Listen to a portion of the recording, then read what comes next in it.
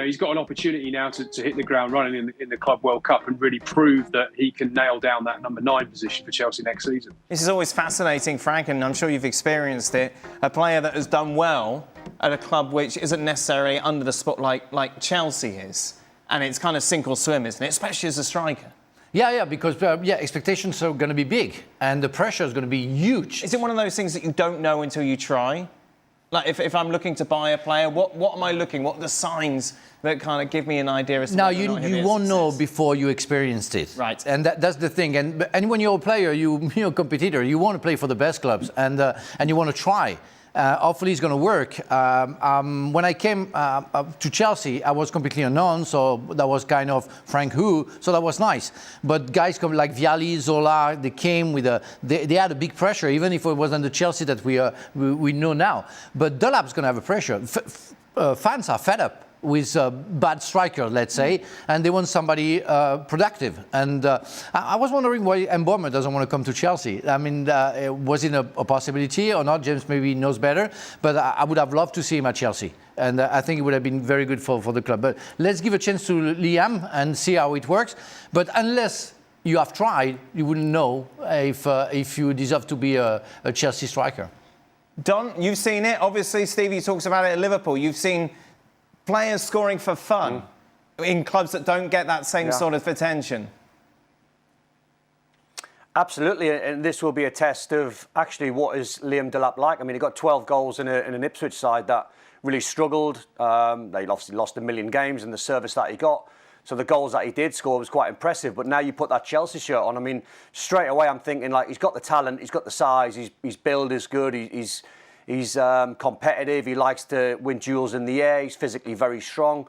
But the one player I think who's not going to be happy with this is Nicholas Jackson, because he's a man that just wants to fight the world every single game, and he's not going to be happy sitting on the bench. So are Chelsea building a squad with two strikers, 2 number 9s if you like, who are going to be happy trying to vie for the same place? Or if Liam Delap doesn't start, which I expect him to do, what happens to Nicholas Jackson? But I think what you can do if you're a Maresca is you build a squad that's going to be competitive for all domestic and Champions League competition. So I actually think Chelsea for the first time now, Dan, after being a little bit down on them in terms of like what's the plan and where they go in, I think now for the first time they're being linked with Mike Maignan, the AC Milan goalkeeper, and they desperately need a goalkeeper. They've been linked with him today. So all of a sudden with the midfield sort of set with Lavia and Caicedo and Enzo Fernandez, that's pretty much set for the next few years. Centre-back, I still think they need a Thiago Silva, like a Frank Leboeuf signing, where it's just they can calm all the young players down who are running here, there and everywhere.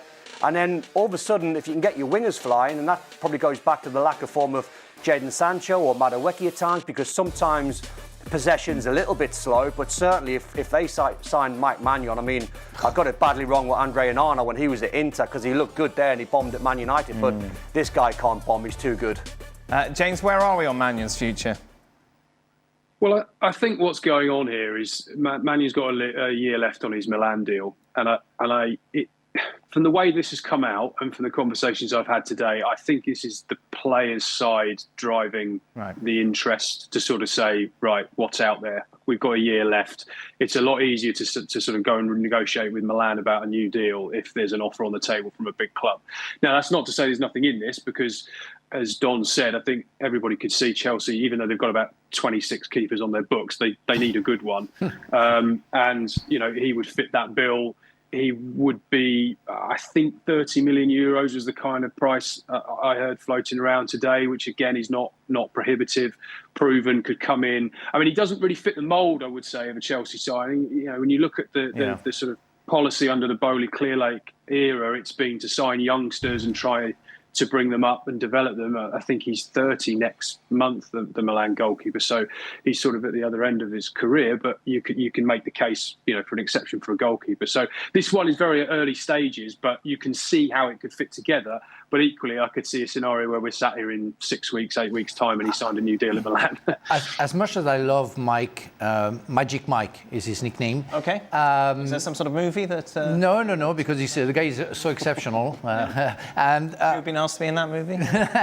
No, but as much as I like him, and I think he will fit perfectly to Chelsea. If Chelsea has decided to give an exception in their training business system, I think this should, and Don alluded it, where you need a new Thiago Silva. Right. It will be more interesting to have somebody as a centre-back. That's where you would kind of use your old man chip.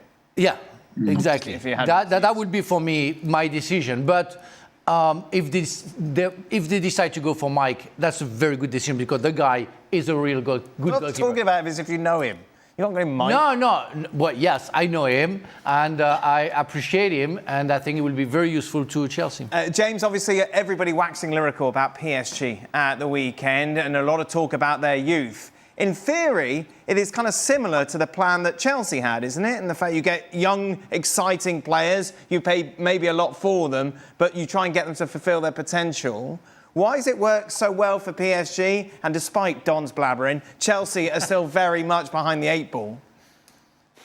Well, I think it was because PSG were more strategic in the way that they went about building this squad. I think obviously the ownership had been there a lot longer. I think they've learned from their mistakes. And I think what happened at Chelsea is, you had a situation where Todd Boehly and Clearlake Capital, two groups, came together as a coalition to take over the club, but one entity started making the transfers, Todd Boehly, and then gradually Clearlake had kind of taken that over. So you've had almost two competing visions within the ownership, and it's been a very confused picture, I have to say. When you've spoken to people who've been doing these deals, whether it's on behalf of Chelsea or when they're negotiating with Chelsea, you hear time and again people saying there's so many voices in these deals. There's sort of lack of clarity about how they want to go and get these deals done. I think what Clearlake have done in the last kind of year or so is just kind of sideline Boehly a little bit,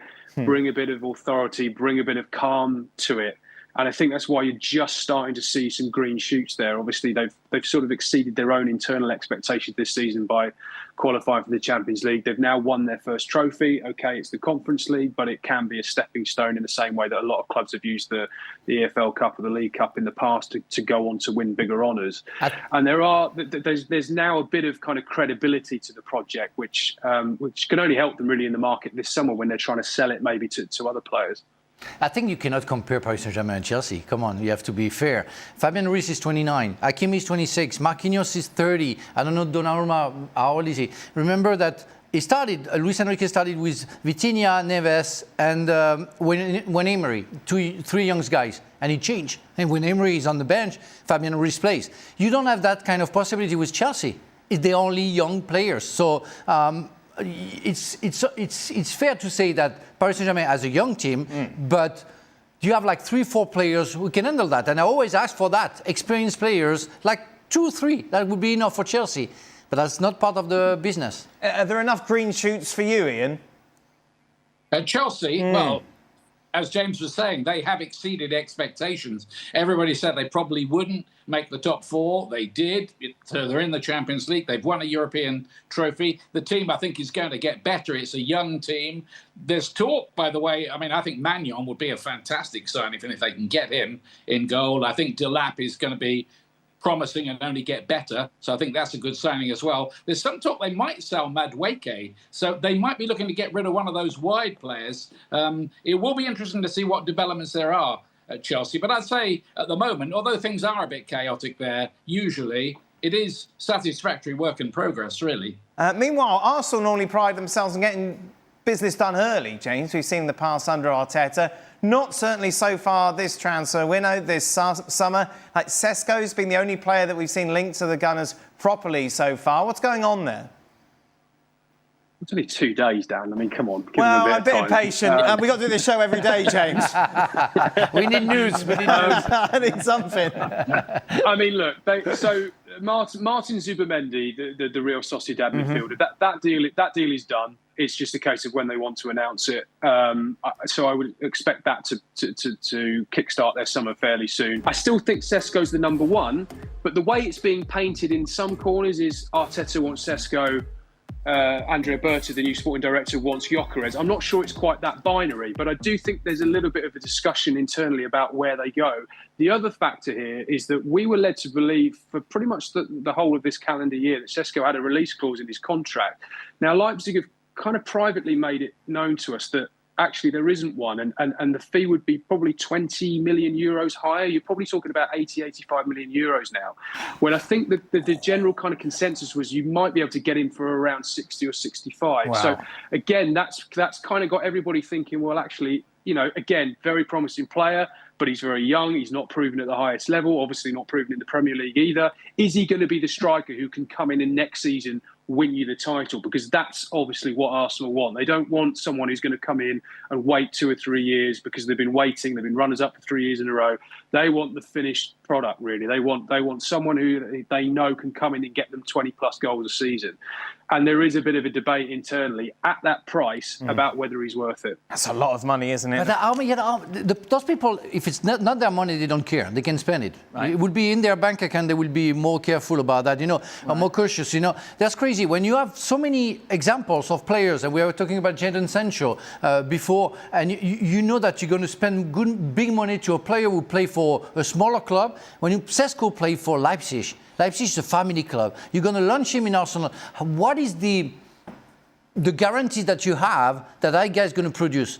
You spend 80 million euros. No guarantee. Look at Nunez. Yeah, and so many others.